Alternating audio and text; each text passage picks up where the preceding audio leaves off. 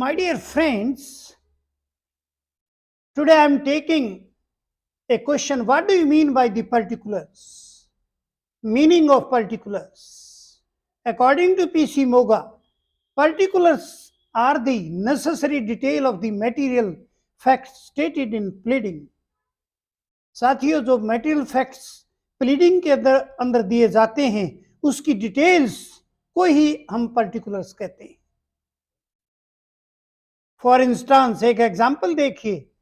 The plaintiff A lady alleges in her plaint that the sale deed is void as her signatures on it were obtained under undue influence of the other party. एक lady अपने plaint में लिखती है, यानी उसका case क्या है, उसने प्लेंट में क्या लिखा कि मेरे इस सेल डीड के अंदर जो सिग्नेचर दूसरी पार्टी ने करवाए वो अनड्यू इन्फ्लुएंस से कराए, यानी गलत प्रभाव से, मेरे गलत प्रेशर से मेरे सिग्नेचर लिए गए. This is the statement of material fact. ये है मटेरियल फैक्ट का statement. The particulars of this material fact will give the necessary detail of the same. और ये जो मटेरियल फैक्ट उसने प्लेंट में कहा, इसके पर्टिकुलर्स जो है ना, जो देने हैं उसे पर्टिकुलर्स या उस मटेरियल फैक्ट के अकॉर्डिंग जो पर्टिकुलर्स हैं उसकी डिटेल है. मटेरियल फैक्ट्स की जो डिटेल है वो that is particulars. The precise nature of the influence exercise the manner of using influence and unfair advantage obtained by the other. यानी दूसरी पार्टी ने किस प्रकार से अनड्यू इन्फ्लुएंस से सिग्नेचर लिए, इसकी डिटेल उसे देनी पड़ेगी. यही पर्टिकुलर्स हैं. Next.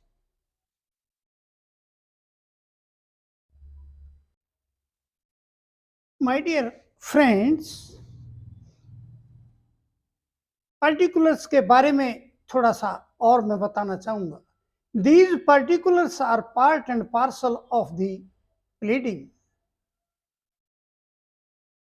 And parties are bound by their particulars in the same way they are bound by their pleadings and cannot go beyond them. यानी इसका मतलब क्या है, जिस प्रकार से पार्टीज अपनी प्लीडिंग से बंधी हुई हैं उसी प्रकार से पर्टिकुलर से भी पार्टियां बंधी हुई हैं. यानी मटेरियल फैक्ट्स के जब पर्टिकुलर सबमिट पार्टी करती है तो वो भी उतने ही इंपॉर्टेंट होते हैं जितनी प्लीडिंग होती है. जैसे प्लीडिंग से पार्टी बन जाती है, पर्टिकुलर से भी पार्टी बन जाती है, उससे बाहर नहीं जा सकती. अब इसके बाद देखिए objects of particulars. There are 7 objects of particulars. First, to ascertain precision in pleading. यानी प्रिसीजन का मीन्स मतलब एक्यूरेसी, एक्यूरेट.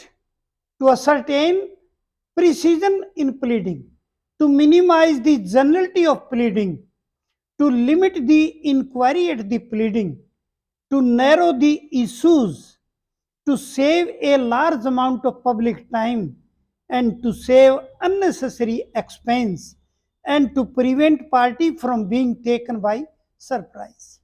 यानी पर्टिकुलर्स के ये ऑब्जेक्ट हैं. यानी पर्टिकुलर्स में प्रीसीजन का मैंने बताया एक्यूरेट, प्रीसीजन इन प्लीडिंग. प्लीडिंग के अंदर जो है यानी एक्यूरेसी के लिए पर्टिकुलर्स का यूज किया जाता है.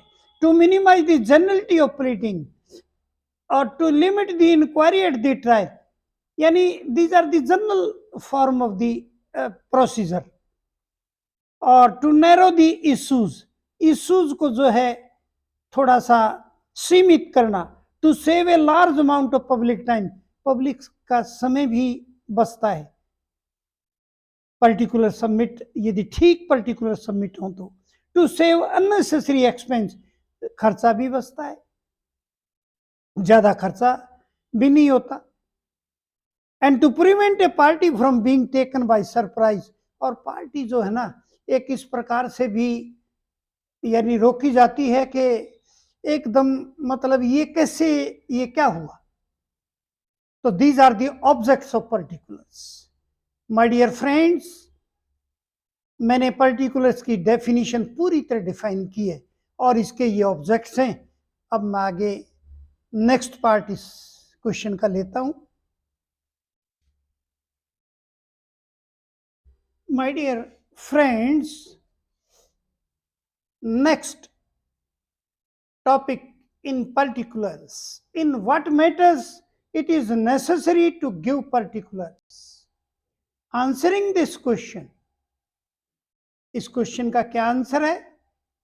ऑर्डर 6 रूल 4 CPC के according says that in all cases in which the party pleading relies on any, यानी इस रूल के अनुसार कोई पार्टी प्लीडिंग यानी किसी पार्टी की प्लीडिंग किस पर रियलाइज करती है, कौन से फैक्ट पर?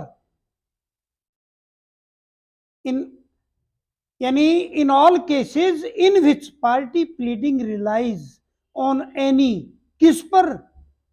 Misrepresentation, fraud, breach of trust, willful default, undue influence, and in all other cases in which particulars may be necessary beyond such as are exemplified in the form aforesaid.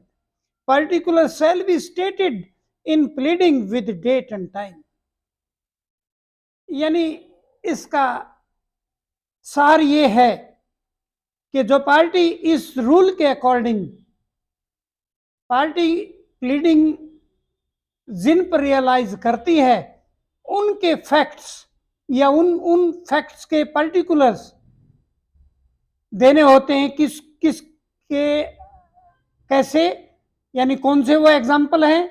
Misrepresentation, fraud, breach of trust, wilful default and undue influence. यानी इस प्रकार की बातें यदि कहीं भी material facts में आई हैं तो उसके पर्टिकुलर पार्टी को देने होते हैं विद डेट एंड टाइम। उसमें डेट और टाइम भी होना चाहिए और दूसरे केसेस भी, इससे अलग केसेस भी हो सकते हैं, उनमें भी पर्टिकुलर देना आवश्यक है। My dear friends, now I am taking next. My dear friends, अब नेक्स्ट टॉपिक में लेता हूं पर्टिकुलर्स का ही, effect of omission of particulars. अब तक हमने बताया कि पर्टिकुलर्स क्यों सबमिट करने पड़ते हैं, यानी किसी भी मटेरियल फैक्ट के, यानी प्लेंट के अंदर जो मटेरियल फैक्ट्स होते हैं उसके पर्टिकुलर्स क्यों सबमिट करने पड़ते हैं और किन किन कारणों से। वो कारण भी मैंने गिनवाए, जैसे misrepresentation, undue influence, fraud etcetera. लेकिन अब मैं बताना चाहूंगा आपको कि यदि पर्टिकुलर्स ना सबमिट की जाए, effect of omission of particulars, यदि पर्टिकुलर सबमिट ना कराए जाएं तो उसका क्या प्रभाव होगा, यह है। It is to be noted that it is not necessary in every case that the plaint should be rejected because of omission of particular। ये भी आपको जानना होगा, ये भी अति आवश्यक है ये जानना कि कोई ऐसा नहीं है कि यदि किसी प्लेंट के पर्टिकुलर सबमिट ना किए जाए तो वो रिजेक्ट हो जाएगा या रिजेक्ट कर दिया जाए, ऐसा नहीं है। यानी the plaint should be rejected because of omission, ऐसा इन एवरी केस में ऐसा नहीं होता है। कोई कोई केस होता है जिसमें यानी पर्टिकुलर्स बहुत यानी अति आवश्यक हो और फिर ना दिए जाएं तो प्लेंट रिजेक्ट हो सकता है, नहीं तो प्लेंट रिजेक्ट नहीं भी होता। फॉर दिस पर्पज, इस पर्पज के लिए क्या है, पर्टिकुलर्स में बी डिवाइडेड इनटू 2 पॉइंट्स। यानी ये जो बात अब हमने की, यानी पर्टिकुलर्स के कारण प्लेंट रिजेक्ट हो सकता है या नहीं हो जा सकता। उसके लिए दो काइंड हैं, यानी पर्टिकुलर्स दो भागों में डिवाइड कर दिया पर्टिकुलर, टू काइंड्स में। Firstly there are particulars the sole object of which is to realize the opposite party from being taken by surprise and to narrow the issues। यानी पहला उद्देश्य पर्टिकुलर्स का क्या है, एकमात्र उद्देश्य पर्टिकुलर्स का क्या होता है कि दूसरी पार्टी को एहसास कराना कि आपको कोई किसी प्रकार का सरप्राइज नहीं होना चाहिए, सरप्राइज में नहीं आना चाहिए, यानी इस प्रकार का एहसास भी, और टू नैरो द इश्यूज, और इश्यूज को छोटा करना, ये भी एकमात्र उद्देश्य है। सेकेंडली क्या है, दूसरा भाग क्या है, टू काइंड्स बताया ना मैंने। सेकेंडली क्या है, there are particulars without furnishing which the statement of material facts itself become vague and illusory. My dear friends, ये सेकंड काइंड ऐसी है, यदि इसमें पर्टिकुलर्स आप सबमिट नहीं करोगे तो अपने आप ही मटेरियल फैक्ट्स जो हैं, जो प्लेंट में आपने दिए हैं, वो वोग और इल्यूजरी, यानी वो बेकार हो जाएंगे, उनका कोई मीनिंग नहीं रहेगा। सेकंड टाइप ये है। मैं थोड़ा फर्स्ट और सेकंड टाइप के बारे में थोड़ा सा और आपको बताना चाहूंगा। नेक्स्ट, माय डियर फ्रेंड्स, जैसा मैंने पहले बताया कि ओमिशन के अंदर दो काइंड बताई थी, फर्स्ट और सेकंड, और फर्स्ट और सेकंड की डेफिनेशन भी मैंने अभी आपके साथ डिस्कस की है। अब थोड़ा सा इनको थोड़ा दोनों को, फर्स्ट और सेकंड को, और एलोबरेट करेंगे, यानी डिटेल में देखते हैं थोड़ा सा। Firstly, where there has been an omission of the particulars falling in the first category, यानी जहां कहीं भी ओमिशन रहा है, यानी जहां कहीं भी पर्टिकुलर सबमिट नहीं किए गए हैं फर्स्ट कैटेगरी के under, it is not necessary that the pleading be rejected. ये कोई जरूरी नहीं है कि प्लीडिंग रिजेक्ट की जाए, but the opposite party gets the right to apply. लेकिन अपोजिट पार्टी को ये हक मिल जाता है अप्लाई करने का कोर्ट को, that the opposite party be asked to supply particulars. साथियों, पहली कंडीशन में प्लेंट रिजेक्ट नहीं होता, यदि पर्टिकुलर्स ना दिए जाएं तो प्लेंट रिजेक्ट नहीं होता है। लेकिन सेकंड पार्टी को इतना हक हो जाता है कि वो कोर्ट को अप्लाई करे, कि कोर्ट उस पार्टी को बोले कि पर्टिकुलर्स सप्लाई करे। ये है first part, clear definition. Second में अब क्या है वो देखिए, where the particulars of the second type have been omitted, the statement of material fact becomes bad, and the pleading shall be liable to be struck out altogether. It may be pointed out that the particulars required under Order 6, Rule 4, CPC fall in this very second category. जैसे आपने ये तो देख लिया होगा कि first category liberal है और सेकंड कैटेगरी स्ट्रिक्ट है।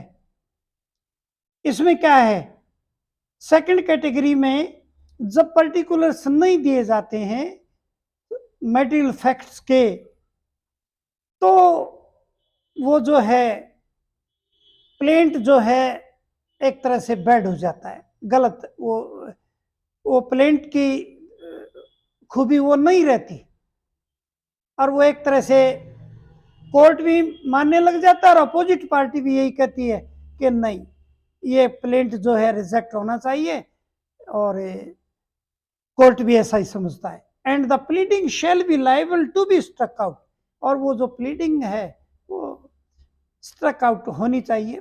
मैंने बताया ना कि सेकंड डेफिनेशन यही कहती है कि plaint should be rejected from both the from both from court side or opposite party altogether. It may be pointed out that the particulars required under this rule, particulars इस rule के under जो required हैं,